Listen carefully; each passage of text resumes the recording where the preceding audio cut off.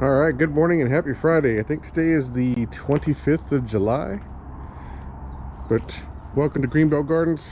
Just doing a state of the garden video. The irrigation went off this morning. Some things are currently wet, which is good. We've started to hit our 95 to 100 degree days. I think we got just like touched 100 degrees for briefly yesterday, which is crazy because while it may be an air temperature of 100 degrees, the plants feel so much more of that, and it's really impressive to think that in direct sunlight, because we have little monitors just kind of placed for temperature and humidity in the garden, around the garden, different places, just so that we know what kind of things that the garden is kind of faced with.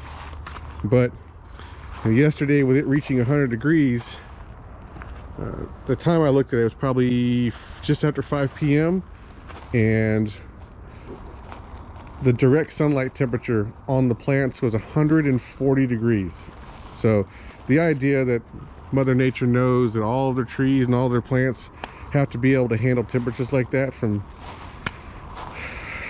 I don't even want to guess how long of evolutionary standpoint, but they handle that heat. And you know, we have our shade cloth up and it blocks out a percentage of that from bed to bed, but still, you know, our sunlight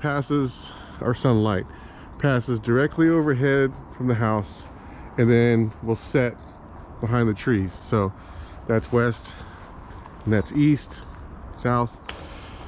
It's all the sunlight that hits that in the afternoon. Like these guys, right? These guys are getting beat down by the sun because the shade cloth doesn't necessarily block them out, but the trees do. So the trees will help out, block sunlight once it passes that point. But when the sun's up here, it's hitting stuff. And again, these plants are sacrificial. We know that they're going to be gone. I keep saying we're going to pull them out. We haven't gotten to that point yet. It always kills me because I feel bad pulling them out when we see lots of flowers on them. And I just have this thought that, oh, they're going to produce more tomatoes. And I feel bad about taking them out. So eggplants are doing nice over here. I can't even imagine just standing out here for hours and letting the sun beat you down at 140 degrees. But plants, as long as we keep them watered, which, you know, the plants up front and even these guys, like our beds here that we have, let's say beds, our cloth pots that we have, some of them have irrigation, some of them don't. Like in this case, we forgot to run irrigation to this guy. We're going to have to kind of plug him into this bed so he runs at the same time.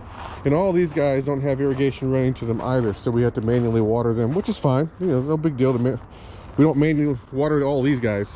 Every one of these is hooked up to irrigation so they can run.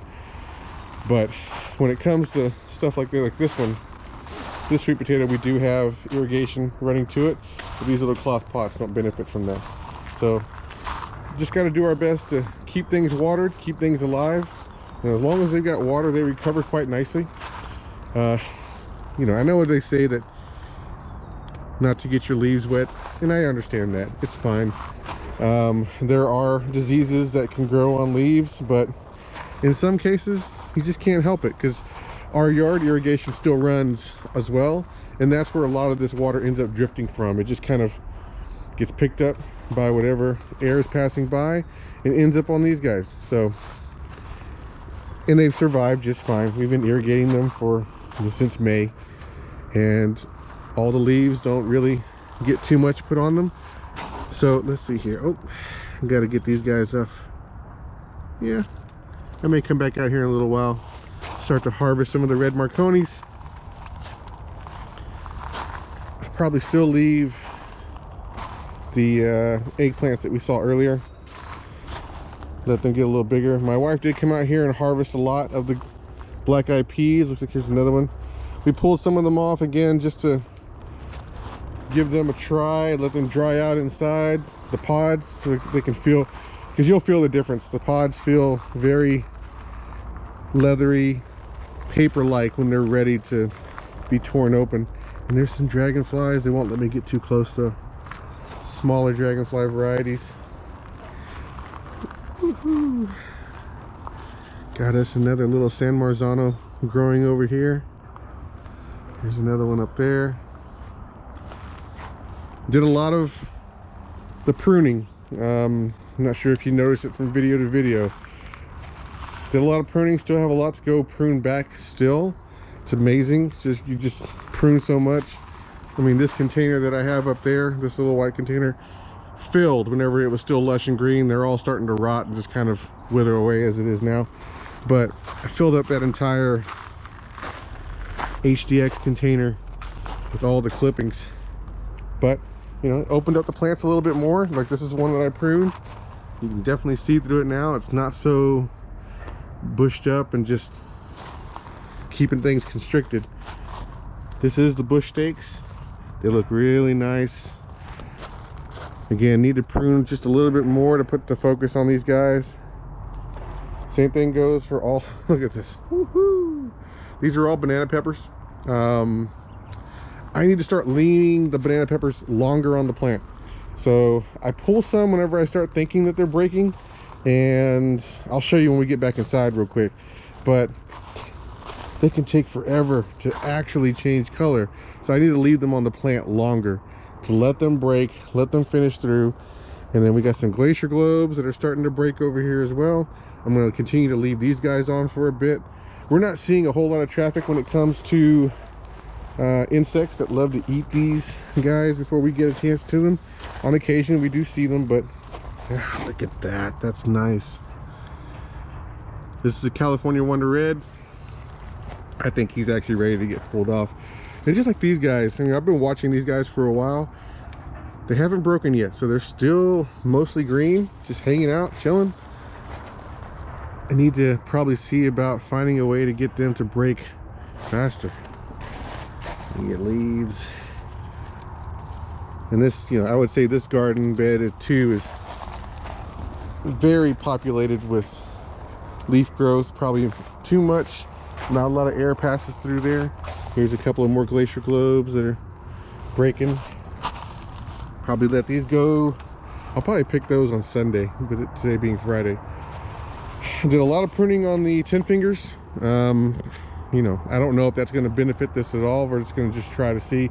Again, a situation where we had a lot of flowers, but with the heat hitting the temperatures that it is, this may very well cause a lot of plants to just trigger some self-preservation, and they won't do very much. So we'll see. You know, shade cloth in place, fruits that are already existing.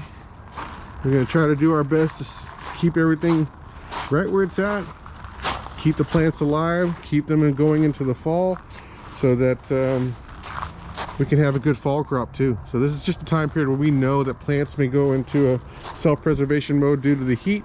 Our job is to keep them alive, and then we'll go see the seedlings that we have inside to replace some of the ones that we're going to be tearing out.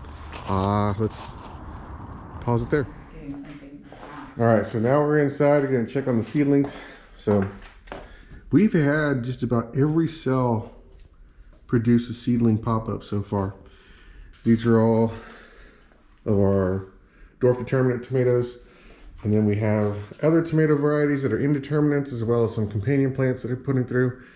We're just trying to cover up some of the tops so that we can keep mold from producing in here, or fungus. And this is what I was talking about with the banana peppers, right? I pulled these banana peppers. They're probably at least a week old by now. And while they still feel nice and firm, some of them are good and soft, they haven't changed color at all. Some of the other ones have, right? We get these little color stripes. So I need to start leaving these on a whole lot longer on the plant, longer than I think they should be. And when I think I need to pull them, I probably just need to still keep leaving them on. So this is what the red Marconis look like when they get full red as well. Beautiful colors. Let's go outside. Lettuce and mangoes are still alive, looking great.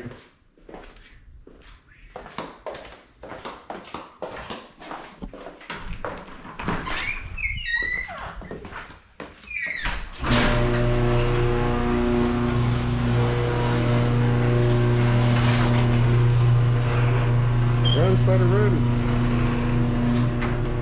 All right.